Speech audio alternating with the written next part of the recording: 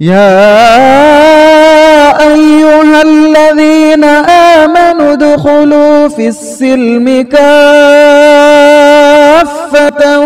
ولا تتبعوا خطوات الشيطان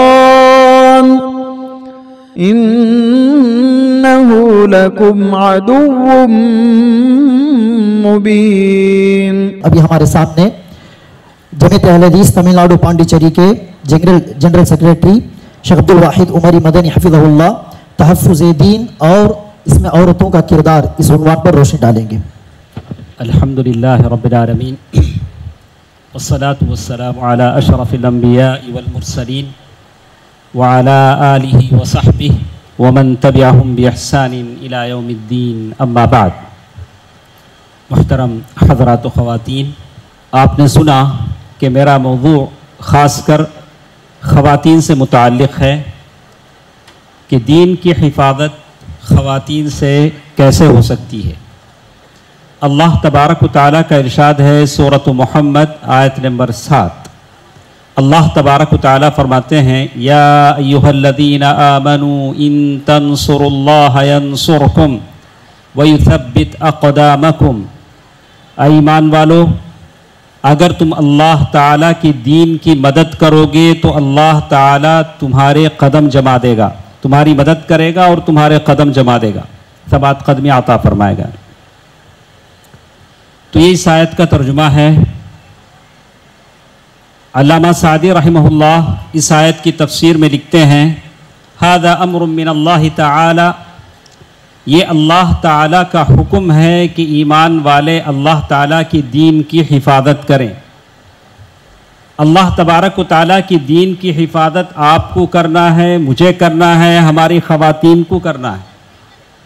ابھی کوئی یہ احد کا میدان نہیں کہ اللہ کے فرشتے آسمان سے اتریں اور پھر ابابیل آسمان سے آ جائیں. اگر ہم نیک ہو جائیں ہو سکتا ہے اللہ تعالیٰ ہماری مدد کے لیے وہ بھی اتار دے، لیکن شرط یہ ہے ان تنصروا اللہ، اگر تم اللہ تعالیٰ کی دین کی مدد کرو گے. یہ وعدہ اللہ تعالیٰ کی طرف سے ہے. ومن اصدق من اللہ قیلا، اللہ تعالیٰ سے زیادہ سچا کون کہہ سکتا ہے. اللہ کے اس وعدے پر آپ کو یقین ہے؟ بالکل یقین ہے. لیکن پھر بھی مسلمان پٹتے ہیں، مارے جاتے ہیں، بے سہارا کیے جاتے ہیں، گھروں سے نکالے جاتے ہیں. ایسا کیوں ہوتا ہے؟ خلل، کمی، عیب. یہاں پتہ چلتا ہے کہ ضرور ہمارے اندر کوئی کمی ہے. دوستو عزیزو، ہمارے ساتھ بہت سارے علماء کرام ہیں جن کے مضامین خاص کر مردوں کے لیے ہیں. تو میرا یہ مضمون خاص کر عورتوں سے متعلق ہے کہ یہ خاتون، ایک عورت اللہ کے دین کی خدمت کیسے کر سکتی ہے. عام طور سے ایسا ہوتا ہے کہ ماں اور بہنوں کو صحابیات کے واقعات بتلائے جاتے ہیں تاکہ ان کے ایمان میں تر و تازگی پیدا ہو. وہ سوچیں کہ کیسی کیسی خواتین تھیں، کیسے کیسی وہ عورتیں تھیں جو اللہ کے نبی صلی اللہ علیہ وسلم کے ساتھ جیتی تھیں، کیسے کیسے ان کی قربانیاں تھیں، اور آج ہم کیا کچھ کر سکتے ہیں کہ اللہ تعالیٰ کی اس جنت کو پالیں. کم از کم اللہ تبارک و تعالیٰ ہمیں اس خوش نصیبوں میں شامل فرما دے. تو جب مثال دیکھی جاتی ہے تو ہم اکثر دیکھتے ہیں، بولتے بھی ہیں، سنتے ہیں. ام المؤمنین خدیجہ رضی اللہ تعالیٰ عنہ مثال دی جاتی ہے. میں ساری بہنوں سے گزارش کروں گا کہ میری ان باتوں کو غور سے سنیں. پہلی وحی کے موقع پر محمد صلی اللہ علیہ وسلم میرے نبی پریشان ہیں، ڈرے ہوئے ہیں، بالکل واپس گھر آتے ہیں، طبیعت گھبرائی ہوئی ہے اور جسم پر راشا طاری ہے، ڈر رہے ہیں، اپنی جان کو لے کر ڈرے ہیں. ام المؤمنین خدیجہ رضی اللہ تعالیٰ عنہ تسلی دے رہی ہیں واللہ لا یخزیک اللہ ابدا. اے اللہ کے نبی، آپ کیوں ڈرتے ہیں؟ اللہ تعالیٰ آپ کو ضائع ہونے نہیں دے گا، آپ کو رسوا نہیں کرے گا، اللہ آپ کو اکیلا نہیں چھوڑے گا. انک تحمل الکل وتقری الضیف وتعین علی نوائب الحق. اس لیے کہ آپ میں ایسے بہت سارے کوالٹیز ہیں، ایسے بہت سارے عادات حسنہ ہیں. آپ مہمانوں کی مہمان نوازی کرتے ہیں، آپ کمزوروں کا بوجھ اٹھاتے ہیں، آپ یتیموں اور بیواؤں کا سہارا ہیں. اللہ آپ کو بے سہارا نہیں چھوڑے گا. میں کہتا ہوں ایسی کوئی خاتون ہے، ایسی کوئی عورت ہے جو اپنے شوہر کو ایسے تسلی دے سکتی ہو، ایسے عادات اچھے ایسے صفات پر ابھار سکتی ہو؟ آج بھی کوئی ام المؤمنین کی طرح یہ اوصاف رکھنے والی خاتون ہو سکتی ہیں جس کے لیے اللہ کا سلام بھیجا جائے، جس کے لیے جنت میں گھر کی بشارت سنائی جائے، اور جس کے لیے کہا جائے خیر نساء العالمین اربع، یہ دنیا کی بہترین عورت ہیں؟ ایسی عورت ام المؤمنین خدیجہ رضی اللہ تعالی عنہ، جن کو اللہ کے نبی نے کبھی نہیں بھولا، کبھی وفات کے بعد بھی جب کچھ اچھا پکا اللہ کے نبی صلی اللہ علیہ وسلم نے کہا اطعموا صویحبات خدیجہ، لے جاؤ خدیجہ کی سہیلیوں کو کھلاؤ۔ کبھی ایک دفعہ ایسا بھی آیا، اپنے خیمے میں بیٹھے ہوئے ہیں، ام المؤمنین خدیجہ رضی اللہ تعالی عنہ کی بہن حالہ بنت خویلد ملنے کے لیے آتی ہیں، آواز سنتے ہیں، اپنی جگہ سے اٹھ کر کھڑے ہو جاتے ہیں کہ بھئی حالہ آ رہی ہیں۔ حالہ کون ہے؟ وفات شدہ بیوی کی بہن ہے۔ یہ محبت ہے، یہ الفت ہے ایسی پاک عورتوں سے، ایسی صالحہ عورتوں سے جن کے بارے میں نبی نے کہا کہ سارے لوگوں نے مجھے ٹھکرایا، ام المؤمنین خدیجہ نے مجھے سچا جانا۔ آمنت بی اذا کفر الناس، وہ مجھ پر ایمان لائی جب سارے لوگوں نے کفر کیا۔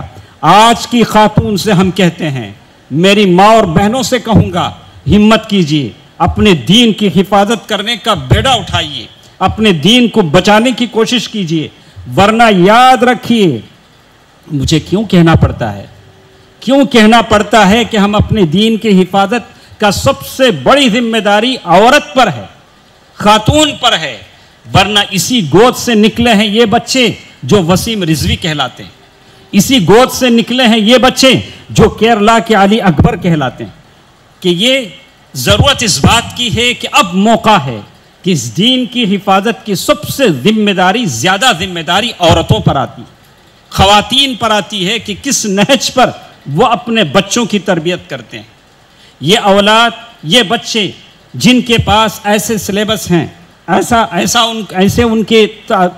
ان کو علمی مواد پڑھا جاتا ہے، ایسے گیم ان کو دیے جاتے ہیں جس کی وجہ سے وہ ارتداد کے دہانے پر کھڑے ہیں، ان کو بچانے کی ذمہ داری خواتین کی ہے۔ اور ہم سیرت میں دیکھتے ہیں اسی طرح الرمیسہ ام سلیم بنت ملحان صحابیہ ہیں، خاتون ہیں، ابو طلحہ کافر ہیں، مسلمان نہیں ہوئے، ابھی کافر ہیں، رشتہ بھیجا، شادی کرنا چاہتے ہیں رمیسہ رضی اللہ تعالیٰ عنہ سے، ام سلیم جن کا نام ہے، بولا کہ میں آپ سے شادی کرنا چاہتا ہوں۔ کیا کہا؟ ام سلیم رضی اللہ تعالیٰ عنہ نے کیا جواب دیا؟ تاریخ یاد رکھے گی، میری آواز سننے والی ساری مائیں اور بہنیں سن لیں، اس صحابیہ نے کیا کہا؟ اے طلحہ، اے ابو طلحہ، آپ کو رد نہیں کیا جا سکتا، آپ کا رشتہ ٹھکرایا نہیں جا سکتا، آپ بڑے اچھے آدمی ہیں، وَلَكِنَّكَ كَافِرٌ، لیکن تم کافر ہو۔ اذا اسلمت، اگر تم مسلمان ہو جاؤ، اسلامک مہری، تمہارا اسلام میرا مہر ہے۔ سبحان اللہ، سبحان اللہ، تم مسلمان ہو جاؤ تو تمہارا اسلام لانا میرا مہر ہے، تم اسلام لا لو۔ یہ پہلی خاتون جنت تھی انشاءاللہ جنہوں نے اسلام کو اپنا مہر بنایا۔ کیا ہماری عورتیں ایسی ہیں جو اس فرق کا لحاظ کر سکیں؟ میں روتا ہوں، آپ روتے ہیں، امت مسلمہ کی عورتوں کی ایک بہت بڑی تعداد ہے، لڑکیوں کی ایک بہت بڑی تعداد ہے جو اسلام اور کفر میں فرق نہیں کر پاتی، الولاء اور براء میں تمیز نہیں کر پاتی، اور پھر ان غیروں کے پاس چلی جاتی ہیں، ان کی شادیاں ہو جاتی ہیں، بچے پیدا کر لیتی ہیں، فرق نہیں کر پاتی۔ ان کو یہ باز گشت سن لینی چاہیے، ان کو صحابیہ کی آواز سن لینی چاہیے۔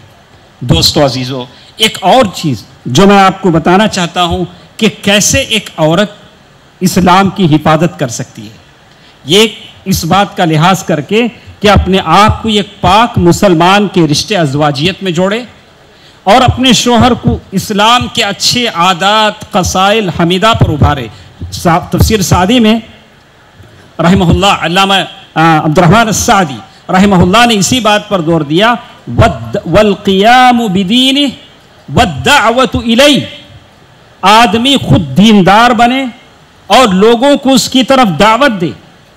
اب بولے کہ ایک عورت کیسے دعوت دے سکتی؟ یہ ایک عورت کیسے دعوت کا بیڑا اٹھا سکتی ہے؟ چلیے ہم ہماری خواتین کو لے چلتے ہیں ام شریک رضی اللہ تعالی عنہ کی طرف. ام شریک رضی اللہ تعالی عنہ جن کو مکے کے کافر گرمی میں لٹایا کرتے تھے، دھوپ میں باندھ کر چھوڑ دیتے تھے، لیکن اسلام کی وہ تڑپ ان کے اندر تھی، مکے کے محلوں میں گھومتی تھی، لوگوں کو دین کی طرف بلاتی تھی.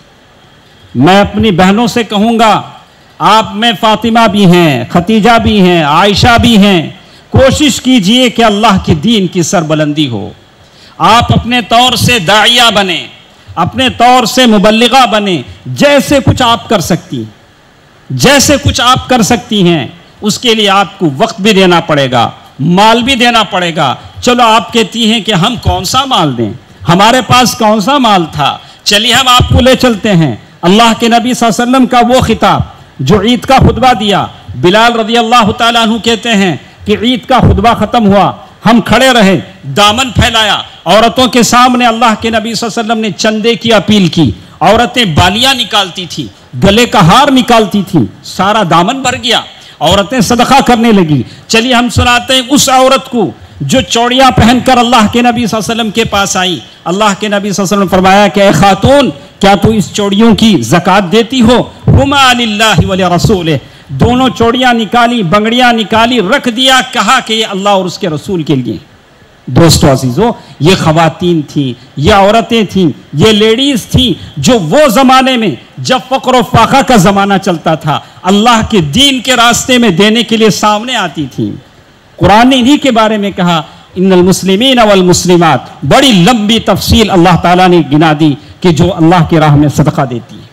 دوستو عزیزو، ایک لمبی فہرست ہمارے پاس ہے، ایک لمبی فہرست ہمارے پاس ہے جن کی شجاعت، جن کی دلیری. چلیے آپ دیکھتے ہیں کہ ہماری جو خواتین ہیں کیسے دین کی خدمت کر سکتی ہیں. میں آپ کو بتاتا ہوں، افحکم الجاہلیت یبغون، دین کی خدمت ایسے بھی ہے. آپ کی ہماری جب رشتہ داریاں چلتی ہیں، خاندان میں کبھی اونچ نیچ ہو جاتی ہے، آگے پیچھے ہو جاتا ہے، خاندان میں لڑائیاں جھگڑے آ جاتے ہیں. وَإِنِ امْرَأَةٌ خَافَتْ مِنْ بَعْلِهَا نُشُوزًا أَوْ إِعْرَاضًا فَلَا جُنَاحَ عَلَيْهِمَا أَنْ يُصْلِحَا بَيْنَهُمَا صُلْحًا وَالصُّلْحُ خَيْرٌ. قرآن نے گائیڈ لائنز بتائے ہیں. خاندان میں لڑائیاں ہو جاتی ہیں تو ایسا کرو، علماء کرام آپ کے پاس بیٹھے ہیں، مفتیان نظام بیٹھے ہیں، اللہ کے حکم کے مطابق فیصلے کرو. یہ بھی اللہ کے دین کی خدمت ہے. کتنی خواتین ایسی ہیں، کتنے لیڈیز ایسی ہیں، کوئی فیملی کورٹ چلی جاتی ہے، کوئی کہتی ہے کہ میرے ہسبینڈ کو پولیس اسٹیشن کا مزہ چکھاؤں، اس پر کیس دھرنے چلے گئی. سبحان اللہ. قرآن کہتا فحکم الجاہلیت یبغون ومن لم یحکم بما انزل اللہ فاولئک هم الکافرون. کوشش کیجیے، جب مسئلہ اپنے علماء سے حل ہو سکتا ہے، اپنے اکابرین سے ہو سکتا ہے، اپنے اہل علم سے ہو سکتا ہے، تو آپ کو غیروں کے دروازے پر جانے کی ضرورت نہیں ہے. آپ نے اپنے دین کو اپنایا تو آپ نے دین کی حفاظت کی. سبحان اللہ. آپ نے دین کی حفاظت کی. کتنی ایسی خواتین تھی صحابیات میں ہمیں ملتی ہیں، بچوں کی تربیت کرتی تھی، لا الہ الا اللہ انہیں پڑھاتی تھی. الغرض ہمارے پاس ایک لمبی فہرست ہے، ہمارے ساتھ بہت سارے علماء کرام بھی ہیں. میں آپ سے کہوں گا کہ آخر میں مجھے کہنا ہے کہ جتنی خواتین ہمارے ساتھ ہیں، لیڈیز ہیں، ان کے لیے وہ اپنے دل میں اس بات کو بٹھا لیں کہ اس لٹتے دین کو بچانا، حفاظت کرنا میری ذمہ داری ہے، آپ کی ذمہ داری ہے. بحیثیت عورت الام مدرسہ، ماں مدرسہ ہوتی ہے. اگر ہم ایک مرد کو سکھاتے ہیں تو ایک مرد کو سکھاتے ہیں، لیکن ایک عورت کو سکھاتے ہیں تو یہ قوم کو سکھاتے ہیں. عورت کے اندر ایک فطرت ہوتی ہے، عورت کی ایک فطرت ہوتی ہے. جیسے علماء نے کہا کہ عورت جب ایک اچھی چیز کو جان لیتی ہے تو اس کے دل کے اندر ایک تڑپ اٹھتی ہے کہ میں سارے لوگوں کو یہ بات بتا دوں. جیسے آپ جانتے ہیں کہ ایک لیڈی، ایک خاتون کسی شاپنگ مال میں جاتی ہے، کسی دکان میں جاتی ہے، ایک چیز خریدتی ہے، سستے میں مل جاتی ہے، وہ کیا کرے گی؟ سارے خاندان کو اس دکان کے دروازے پر کھڑا کرے گی، ارے وہ دکان میں جاؤ سستے میں ملتی ہے. تو عورتوں کے اندر یہ تڑپ ہوتی ہے، ہم اسے دین سمجھا دیں، وہ سارے خاندان کو دین سمجھا دے گی. دوستو عزیزو، یہ چیدہ خیالات تھے، چند باتیں تھیں. بہت سارا ایک سمندر ہے کہ ایک عورت اپنی دین کی حفاظت کیسے کرتی ہے، اس لیے کہ دین کی حفاظت حفظ الدین من مقاصد الشریعہ، شریعت کا پہلا مقصد ہے کہ دین کی حفاظت ہو۔ دین کی حفاظت ہوتی ہے ہمارے خواتین کے باعمل بننے سے، ہم خود عمل کرنے والے بنے اور پھر ہم داعیہ بنے، مبلغہ بنے۔ میں نے ام شریک رضی اللہ تعالی عنہا کی مثال آپ کو دی، اور اللہ کے راستے میں جو تکلیفیں، جو صعوبتیں ام عمارہ رضی اللہ تعالی عنہا نے اٹھائیں۔ ام عمارہ رضی اللہ تعالی عنہا احد کی جنگ کے موقع پر اللہ کے نبی صلی اللہ علیہ وسلم فرمایا کہ اے ام عمارہ، جو تم نے کمال دکھایا ہے کسی اور نے وہ کمال نہیں دکھایا۔ آج ہماری عورتوں کو اتنا کمال دکھانے کی ضرورت نہیں، اگر وہ اپنا گھر سنبھال لیں، اذا صلت خمسہا واطاعت بعلہا، اگر وہ اپنے شوہر کی اطاعت کر لیں، 5 وقت کی نماز پڑھ لیں جیسے اللہ کے نبی صلی اللہ علیہ وسلم بتلایا، اور پھر اپنے بچوں کی اچھی طرح سے تربیت کر لیں، دین اسلام کو ان کے دل میں بسا دیں، تو یہ ان کے لیے کافی ہے، اور اللہ تعالیٰ سے ڈرے اپنے شوہر اور بچوں کے معاملے میں، تو یہ ان کی دین و ایمان کو بچانے کے لیے کافی ہے۔ بہت ساری باتیں ہمارے علماء کرام کی آپ کے سامنے آئیں گی، تو میں اسی پر بس کرتے ہوئے پھر ایک بار جتنی مائیں اور بہنیں ہمارے ساتھ ہیں سب سے میں کہوں گا کہ آپ اپنی زندگی کا محاسبہ کریں۔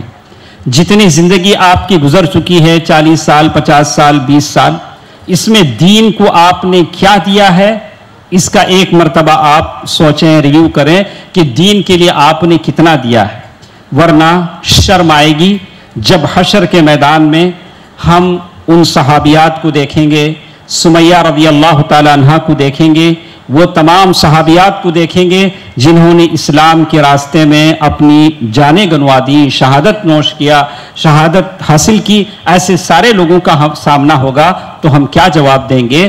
تو کہیں ایسا ہو کہ آپ کی زندگی کے بھی ایسے خوشکن لمحات ہوں، ایسی قربانیاں ہوں تاکہ اللہ تعالیٰ آپ کو جنت میں مکان دے سکے، جنتی بنا سکے۔